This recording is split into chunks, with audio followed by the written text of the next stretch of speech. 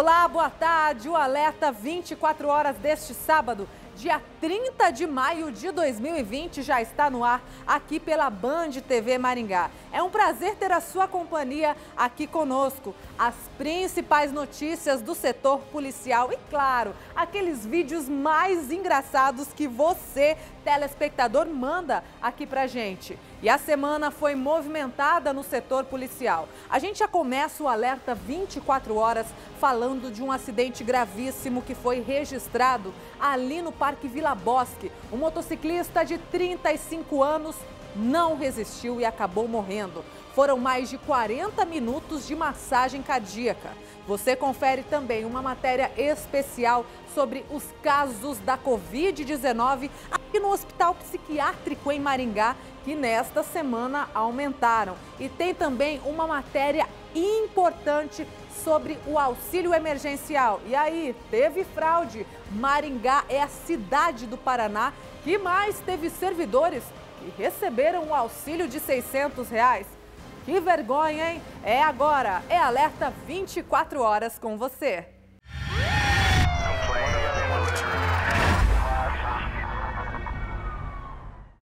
E a gente já começa o Alerta 24 horas falando de tragédia. Um acidente gravíssimo ontem no começo da tarde, ali no Parque Vila Bosque, próximo ao antigo IML. Um motociclista de 35 anos não resistiu aos ferimentos e acabou morrendo no local. As equipes do Corpo de Bombeiros, médico intervencionista do SAMU e também a Polícia Militar aqui de Maringá prestaram todo o auxílio ali na situação. Infelizmente, este jovem motociclista foi mais uma vítima da imprudência no trânsito. Acompanhe a matéria.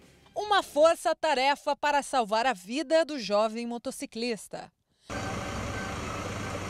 A equipe intervencionista do SAMU, Corpo de Bombeiros e Polícia Militar foram até o local. Foram 40 minutos de massagem cardíaca. A vítima, Igor Ricardo Grossi Santos, de 35 anos, ocupava uma motocicleta e trafegava pela rua Mendes Sá, no sentido bairro ao centro.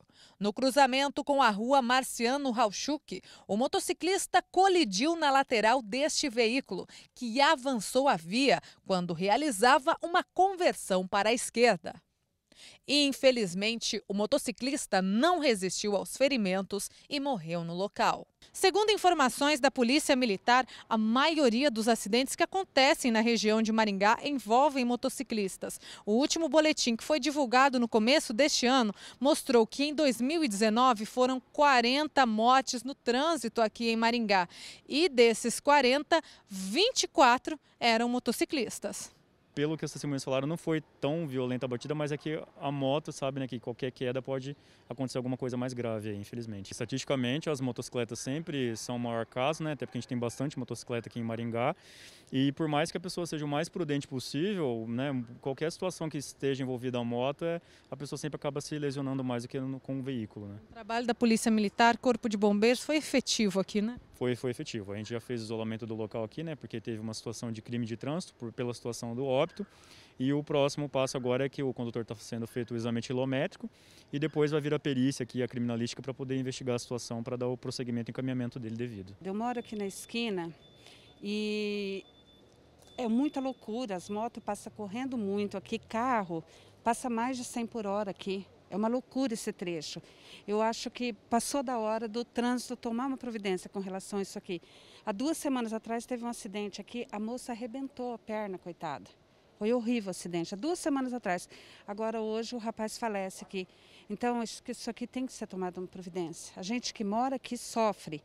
Criança não consegue dormir de tanto barulho que é de moto, carro, o tempo inteiro. Então, ou um quebra-mola, ou um sinaleiro, alguma medida tem que ser tomada nisso aqui com urgência. Olha só, gente, realmente nós deixamos aqui os nossos sentimentos, a família, inclusive a família foi ali no local do acidente, uma situação bem complicada no local. Este motociclista de 35 anos foi mais uma vítima do trânsito aqui em Maringá. Inclusive, vocês acompanharam a entrevista com o tenente que atendeu a ocorrência. As motos Atenção, motociclistas que estão assistindo o alerta. A maioria dos acidentes, e a maioria deles, fatais, estão envolvendo motocicletas, ok? A moto, o piloto fica muito vulnerável, tem o capacete, mas muitas vezes não é suficiente. Complicado, hein? Nossos sentimentos a toda a família. E agora vamos às principais ocorrências do setor policial que são destaques durante a semana. Acompanhe.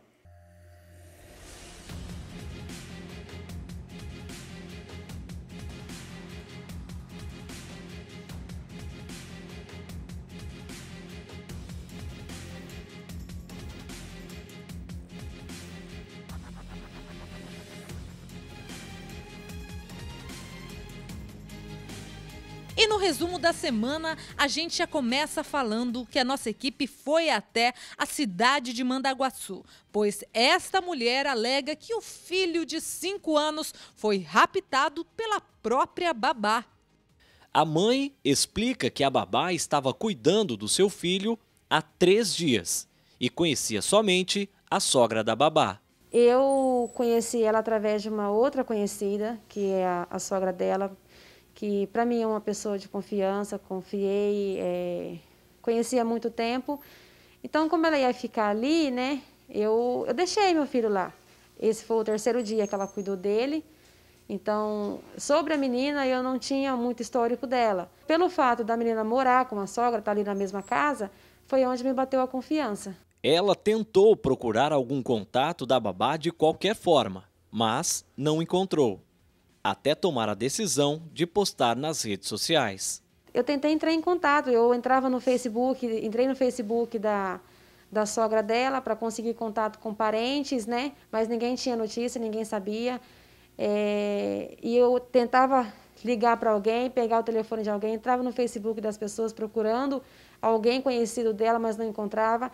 Aí eu ia para lá de novo, chegava lá, não tinha ninguém, voltava e tentava tudo de novo. Eu não encontrei nenhuma pessoa que conhecesse ela.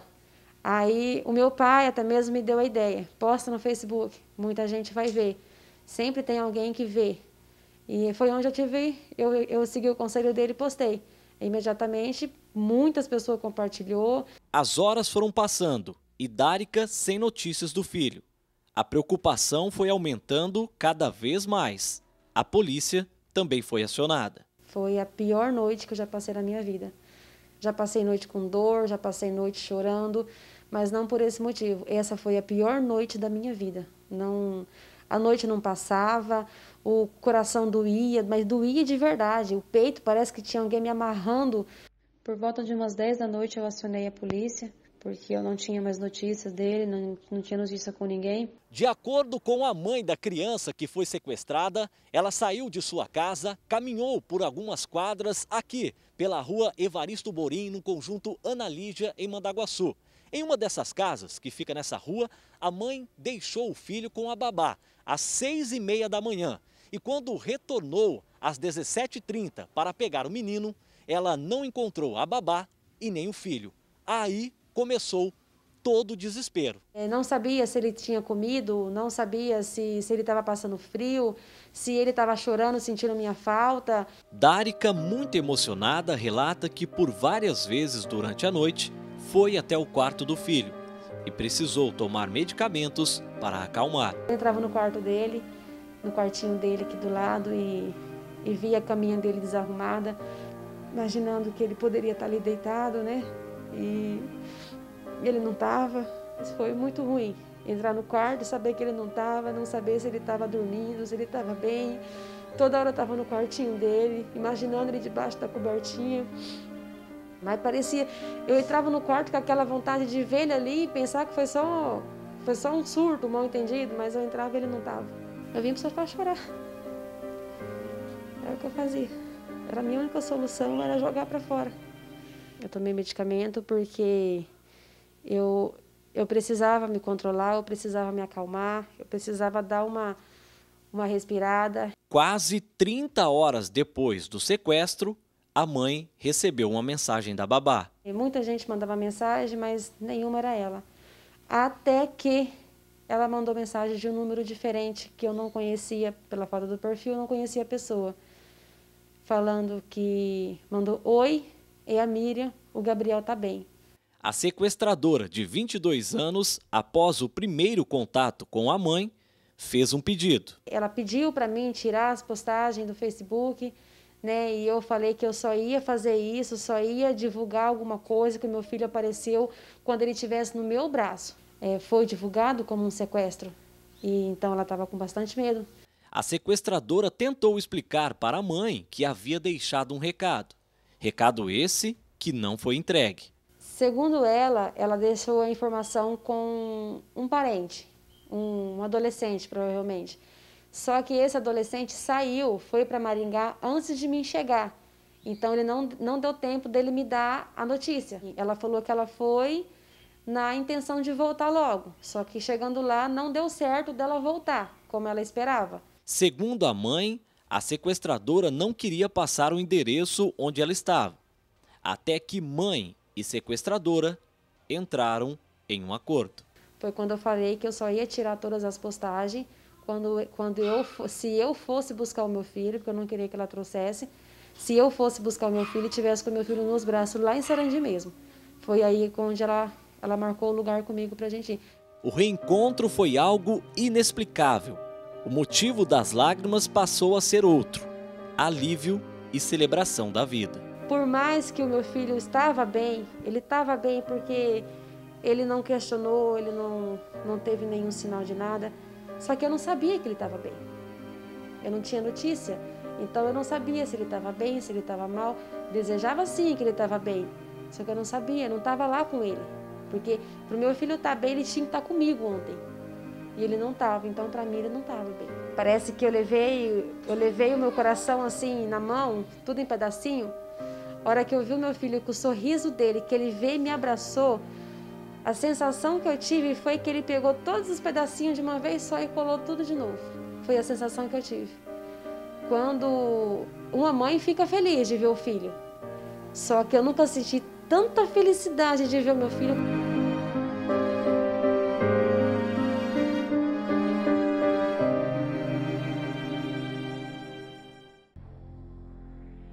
Também em Mandaguaçu, um homem de 28 anos foi morto a tiros no Jardim dos Ipês. De acordo com familiares, a vítima foi identificada como Alan Passos de Souza. Ele teria acabado de chegar de sua residência quando foi chamado no portão por 2 homens encapuzados que chegaram em um carro. Alan saiu e logo foi alvejado por 2 disparos de arma de fogo na região do abdômen. Ele ainda conseguiu correr, mas caiu a cerca de 300 metros de sua residência. O atirador então se aproximou e executou a vítima com cerca de 6 disparos na cabeça. Pelo que a gente viu aqui preliminarmente, né, o corpo ele foi atingido por vários disparos, pelo que os socorristas verificaram ali na cabeça dele, ele foi atingido por vários disparos e também na região do abdômen. 3 pessoas foram presas durante uma operação do setor de antitóxicos da Polícia Civil. Foram 30 dias de investigações.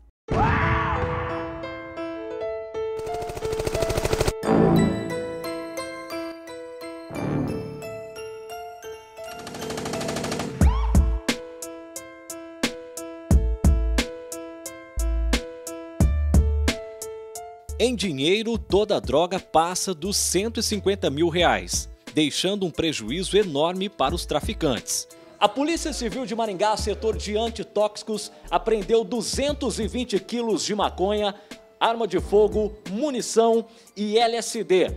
Foram 2 abordagens diferentes. A primeira aconteceu no Parque da Gávea e a segunda no Parque das Grevilhas, em Maringá. Quem tem detalhes desta grande operação é o delegado Luiz Henrique. O objetivo era identificar uma quadrilha responsável por trazer droga da região fronteiriça do Paraguai, droga principalmente maconha, para ser revendida aqui na nossa cidade. Então, depois de algum tempo, foram solicitados alguns mandados de busca ao Poder Judiciário. Numa primeira residência que nós fizemos a abordagem, foram localizadas 2 pessoas, uma mulher residente e um rapaz. E nessa casa foram encontradas as 2 armas, as pistolas e a droga sintética, 445 pontos de LSD. Chamou a atenção nossa ali que esse rapaz que estava na casa não era morador dali. O próprio alvo da operação não era ele, era o morador da residência e ele não estava no momento. Então, a partir disso, nós terminamos a diligência ali e nos deslocamos até a casa dele, que fica do outro lado da cidade.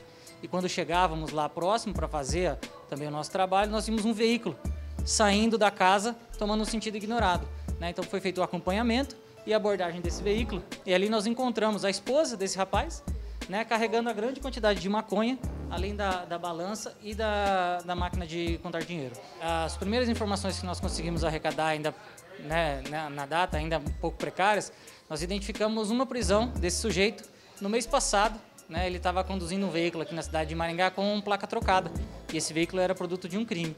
E naquela ocasião, ele já carregava consigo aproximadamente R$4.000, que a gente acredita que seja fruto da atividade ilícita desempenhada por ele. Enquanto uma das mulheres que foi presa estava sendo levada para o setor de carceragem, a amiga dela pediu para a imprensa não filmar, pois a mulher presa era mãe de família. Essa menina ela estava plenamente ciente do que ela estava fazendo, né? Até a gente acredita que ela ficou sabendo da prisão do marido no primeiro momento e num ato de desespero para tentar tirar a droga da residência, ela colocou todo esse entorpecente dentro do carro e saiu dali. Então, graças ao bom trabalho, a gente localizou rápido a residência desse rapaz, conseguimos abordar ela nesse trecho e efetuar a prisão para que ela também possa responder pelo crime. Mesmo sendo uma mãe de família, está sujeita a cometer o crime e agora está presa.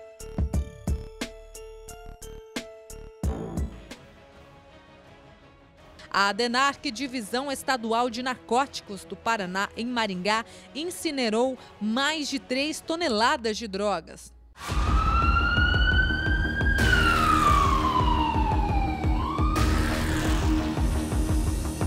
A quantidade impressiona. De 2 meses para cá, já são mais de 3 toneladas de drogas apreendidas em Maringá e região. As mais comuns são crack, maconha e cocaína. Grande parte desses entorpecentes vem do Paraguai.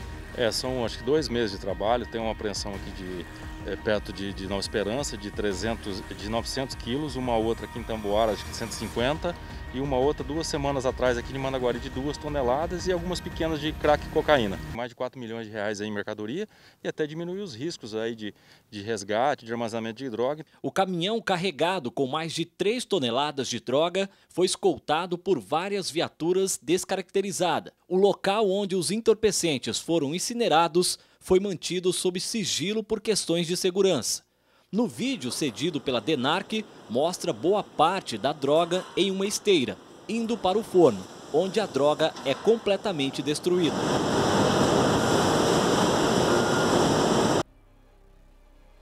Um bombeiro foi agredido durante atendimento a um motociclista em estado grave em Maringá. O acidente foi no cruzamento das avenidas 19 de Dezembro e Carneiro Leão. Durante o atendimento à vítima, o socorrista do 5º Grupamento do Corpo de Bombeiros foi agredido no rosto por um homem que, segundo informações, seria conhecido do motociclista que estava ferido. Na sequência, o agressor fugiu e não foi localizado. Tudo será apurado pelos órgãos competentes. A vítima estava sendo atendida e parece que um amigo, um conhecido dessa vítima, acabou ali atrapalhando todo o atendimento e a gente tentando retirar a vítima da área quente, que é o local de atendimento das vítimas ali, ele acabou agredindo um dos militares que estava realizando o atendimento. Lembrando que os militares do Corpo de Bombeiros, eles são autoridades no local, aqui a gente faz o serviço de atendimento, de resgate e a gente está preocupado com a vítima. Então é muito importante que as pessoas entendam que nesse local, enquanto o Corpo de Bombeiros está atuando, a gente tem autoridade no local. Uma mulher de 34 anos morreu no hospital na tarde desta sexta-feira, após se envolver em um grave acidente de carro na noite de quinta-feira. Patrícia Fernandes perdeu o controle do carro que dirigia e bateu contra uma árvore na Avenida Brasil, no Maringá Velho. Ela ficou gravemente ferida. Foi socorrida, mas morreu na tarde desta sexta-feira no hospital. A passageira do carro teve ferimentos graves e também permanece internada no Hospital Universitário de Maringá. O corpo da mulher foi levado para Amaporã, cidade da região noroeste do estado, onde vive a família dela. A vítima, que era a motorista, a condutora do veículo, está bem grave. foi atendida ali pela unidade de saúde avançada e por isso tem que ser encaminhada logo para o hospital. Então está num estado bem crítico ali. A lesão dela, parece que as vítimas não utilizavam cinto, então a lesão dela de cervical é bem séria. A energia da colisão aqui a gente percebe que foi bem alta, todos os airbags do veículo, que tem uma boa segurança, dispararam, mas infelizmente elas estavam sem cinto. A gente sempre atenta para essa situação, o cinto é muito importante para a segurança, principalmente numa colisão como essa, é uma situação que ajuda muito a vítima. Agora a gente está preocupado aí com a vítima que está mais grave, porque realmente as lesões dela são bem sérias.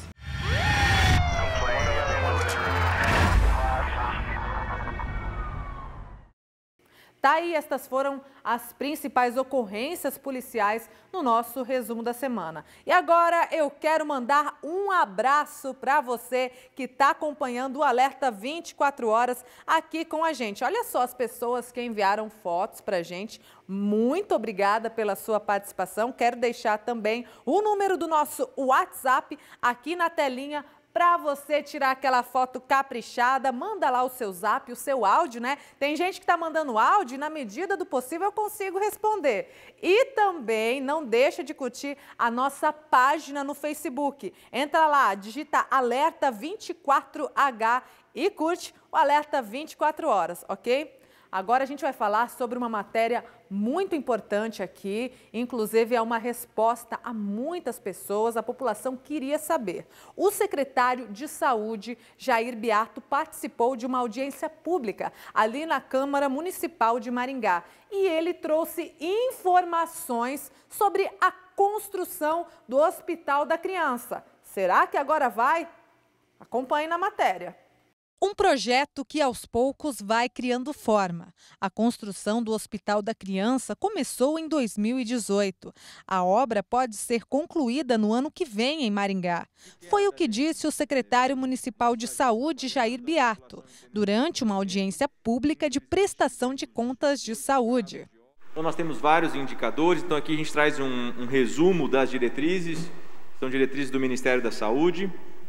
A diretriz número 1, que é a garantia do acesso à população a serviços de qualidade, já apresentada, onde nós trazemos aí a questão do Hospital da Criança, que recentemente repassado 6 milhões de reais para a finalização do hospital, a reforma da Secretaria Municipal de Saúde. O valor total da obra é de 150 milhões de reais. A maior parte, 90 milhões, foram repassados pelo governo federal. A Organização Mundial da Família informou que concedeu 10 milhões de dólares para a construção do hospital. O governo do Paraná pretendia repassar 74 milhões de reais. Ao que tudo indica, o valor completo cedido pelo governo do estado não será transferido, pelo menos por enquanto. Tudo isso por causa da alteração do orçamento e os gastos com o coronavírus. Na semana passada, o governo repassou 6 milhões de reais. Segundo informações da Secretaria de Saúde aqui de Maringá, o restante do valor deve chegar até o final do ano. A expectativa inicial era que o hospital ficasse pronto ainda em 2018, mas, segundo o secretário de Saúde, o município aguarda o recurso do governo. Precisamos receber perto de 25 milhões de reais do Estado ainda para repassar à entidade WFO para a construção e a finalização do Hospital da Criança. Então, o que foi repassado até agora são 6 milhões de reais que está na nossa conta, que a comissão de avaliação deve avaliar e, assim que possível, organizar essa transferência. Mais dos 25 milhões de repasse, foram repassados 6.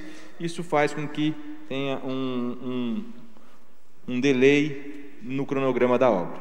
Então, dos 25, 6. A gente torce para que o Hospital da Criança seja concluído ainda mais agora, nesta época de pandemia da Covid-19, em que muitas pessoas aqui da região precisam de UTIs, de leitos, e pode ser que o hospital seja uma boa alternativa. Inclusive, este Hospital da Criança, ele não vai só atender Maringá, mas a expectativa é que ele consiga atender toda a região noroeste aqui do estado, as cidades vizinhas, né? Tomara que realmente seja inaugurado aí no ano que vem. E agora a gente vai falar sobre uma situação que chamou a atenção aqui na cidade de Maringá. Olha o susto que essa mãe passou, gente. Ela estava ali segurando a criança, uma menina de 3 anos, filha dela, e a menina saiu correndo ali e, infelizmente, estava passando um carro e o motorista não conseguiu frear a tempo e acabou atropelando esta garotinha. Olha o desespero, imagina o desespero desta mãe, de toda a família, e às vezes um minutinho ali de distração ou um minutinho de descuido é o suficiente para que a tragédia aconteça. A menina teve ferimentos graves, mas graças a Deus passa bem, foi internada e ó, boa sorte aí para a família. Foi só um susto e graças a Deus não terminou em tragédia. E agora a gente segue por aqui falando do trabalho da Polícia Ambiental aqui da 3ª Companhia. Os policiais foram até a região de Tapira e lá conseguiram apreender 4 espingardas e aproximadamente 60 quilos de carne de capivara. Acompanhe a matéria. A 3ª Companhia da Polícia Ambiental faz o patrulhamento semanal dos principais rios da região noroeste do Paraná. Desta vez, a apreensão foi no rio Ivaí. Os policiais apreenderam artigos de caça e carne de pelo menos 4 capivaras, além de espingardas carregadas com munições. O flagrante aconteceu às margens do rio Ivaí. Os policiais abordaram um motociclista e perceberam que junto com ele havia uma arma. Eles conduziram o homem até a casa dele e lá encontraram mais 3 espingardas. E quando abriram a geladeira, viram que lá dentro existia aproximadamente 60 quilos de carne de capivara. Apesar da caça de animais silvestres ser proibida em território brasileiro desde 1967, por meio da Lei de Proteção à Fauna, a prática ainda é muito comum pelo Brasil. É um crime bastante complicado você conseguir chegar a essa autoria. Ele acaba impondo de 6 meses a 1 ano de prisão, né? Na verdade é um termo circunstanciado, né? Mas existem alguns agravantes. Normalmente as pessoas acabam utilizando arma de fogo e daí a arma de fogo pode caracterizar o porte legal de arma de fogo. Segundo informações da Polícia Ambiental, a caça de animais silvestres aumenta no inverno. Por ser uma época em que o alimento é mais escasso na floresta, os bichos ficam mais expostos para conseguir se alimentar e assim facilmente atraído pelas cevas, alimentos que são deixados em local estratégico para atrair os animais. A estação também coincide com o período reprodutivo de muitas espécies, deixando-as ainda mais vulneráveis. Na maioria dos casos de caça ilegal, as pessoas matam os animais para consumo. Só neste ano, somente a 3ª Companhia Ambiental aqui da região já apreendeu quase 60 armas de fogo. Então, isso só é possível graças à população e o que nos permite nós termos daí um meio ambiente mais equilibrado. É importante ressaltar que, além do sofrimento que causa a este animal, né, isso acaba desequilibrando toda a cadeia alimentar daquele habitat. Este é o trabalho da Polícia Ambiental aqui na região. Inclusive, a caça ilegal tem sido uma das práticas, infelizmente, mais comuns aqui na região. E agora a gente vai falar sobre um vídeo que foi enviado por um telespectador aqui para a produção do Alerta 24 Horas. Olha só esta mulher que aparece nas imagens. Ela estava saindo de um supermercado lá com as compras, aí foi para o carro, abriu ali a porta do carro, está colocando as compras ali e a gente percebe que tem 2 homens ali que estão meio de tocaia ali, observando o carro, observando os movimentos da moça. E, gente, olha o perigo. Eu, quando saio de mercado e vou para o carro, eu já fico meio esperta. Ainda mais quando o local é ermo, né? Quando não tem muitos carros perto, quando é de noitinha, né? Atenção, mulherada. Olha só o que esses 2 homens vão fazer. Ela entrou no carro e discretamente, ó, eles não dão nenhum alarde, né? São bem discretos. Um deles já consegue entrar no carro ali pela porta de trás, né? E colocou a mulher dentro do carro. E quem olha de fora não sabe o que está acontecendo dentro do carro, né? Pensa que está tudo bem, ó. Aí o outro homem que ficou lá fora conseguiu entrar no veículo, coitada dessa mulher, dentro do carro, e aí eles conseguem sair ali com o automóvel. Este vídeo chegou para nós, não é daqui de Maringá, tá, gente? Mas a gente quer trazer o quê? Um alerta para você aí de casa. Muito cuidado, principalmente ao sair dos supermercados, porque às vezes muitas pessoas ficam observando e a gente não sabe. É preciso muito cuidado, né?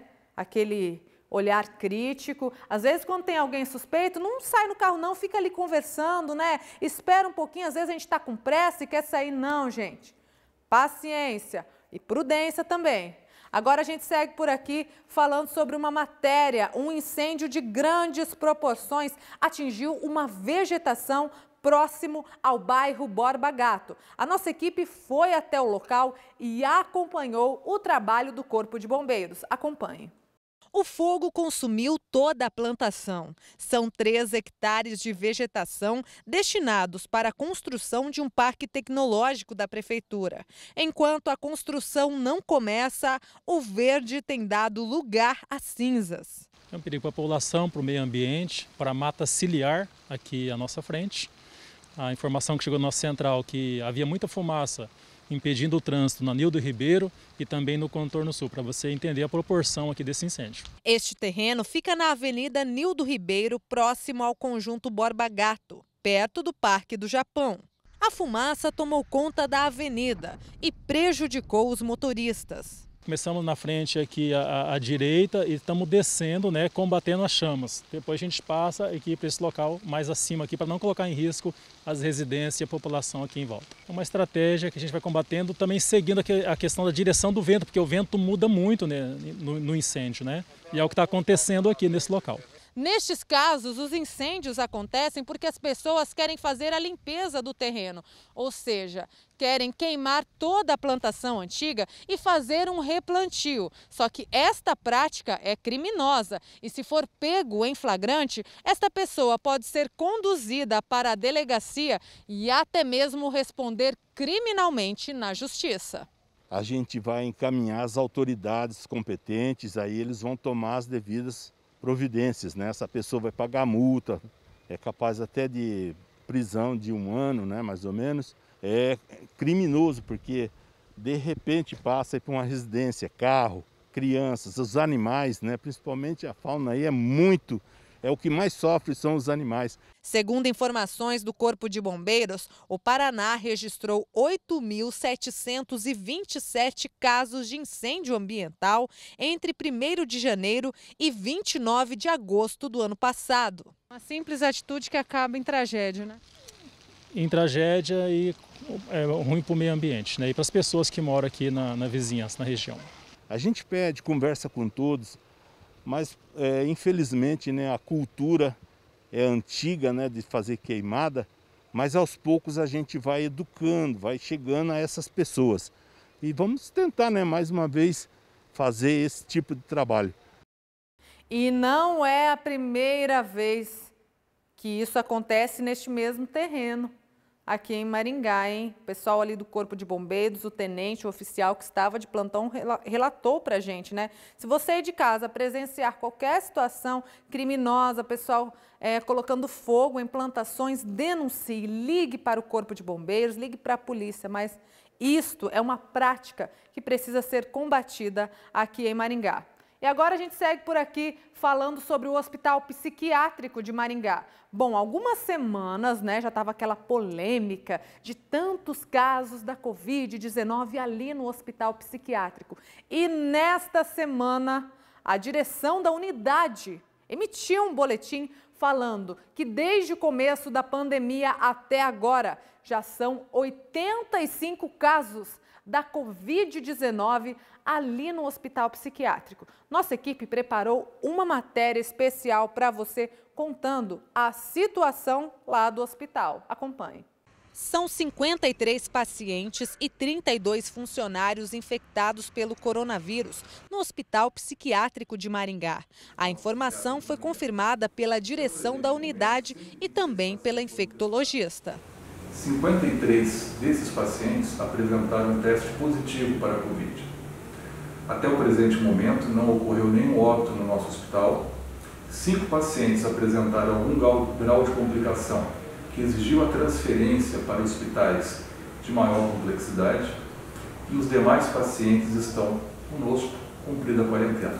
Atualmente, o hospital tem 200 pacientes. Dos infectados com o vírus, a maioria, 48, estão estáveis em alas de isolamento e 5 foram transferidos para outros hospitais. Todos os pacientes testados positivo, mesmo sem sintomatologia, foram agrupados em quartos adequadamente preparados para eles. Isso é, estão em isolamento para que se evite o contato com outros pacientes e assim se cumpra o tempo de isolamento, que é conhecida quarentena, com maior segurança. 135 funcionários fizeram os exames e os casos positivos estão em isolamento domiciliar.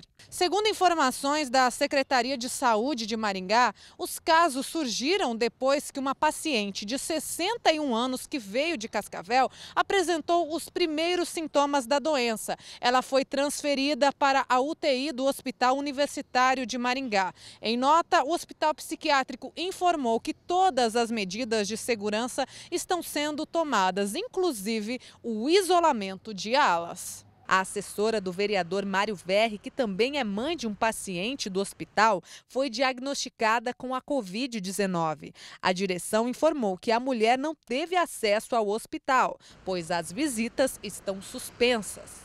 Eu lembro ainda que não é momento para nenhum relaxamento nas questões principalmente do distanciamento social e o uso de máscaras. Essas deverão ainda ser utilizadas e cabendo a cada um de nós, cidadão, cuidarmos um dos outros. Então essas medidas continuarão a ser universal. Lembro que o hospital se solidariza, está totalmente à disposição para qualquer dúvida, estamos aqui para acolhê-los. Olha só, uma situação bem preocupante, já são 85 casos confirmados. É importante ressaltar, a nossa equipe inclusive entrou em contato com a direção do hospital e eles informaram que a maioria dos pacientes são assintomáticos. Tem muita gente em isolamento domiciliar, isso no caso dos funcionários, e existem alas ali dentro da unidade que estão isoladas para atender estes pacientes que testaram positivo para a Covid-19. Vale lembrar também que a direção informou que todas as medidas de higienização e também os EPIs, aqueles equipamentos de proteção, de segurança, já estão com os funcionários. E agora eu quero mandar mais uma vez aquele abraço para você que está assistindo o nosso Alerta 24 Horas. Olha aí que bonito, o seu Wilson mandou uma foto para gente aqui no nosso WhatsApp, porque ele assiste o Alerta. Seu Wilson, é você aqui na telinha da Band. E também para ela, a nossa fã número 1, a Odete, que sempre está assistindo o Alerta. Olha, tem fotinha da Odete aí, muito obrigada. Eu também não posso esquecer da Jo, a Jo Anjos, não mandou a foto ainda para mim, Jo, mas eu sei que ela sempre está acompanhando o nosso programa. E agora a gente vai para um breve intervalo comercial, mas não sai daí porque daqui a pouquinho tem mais Alerta 24 Horas para você.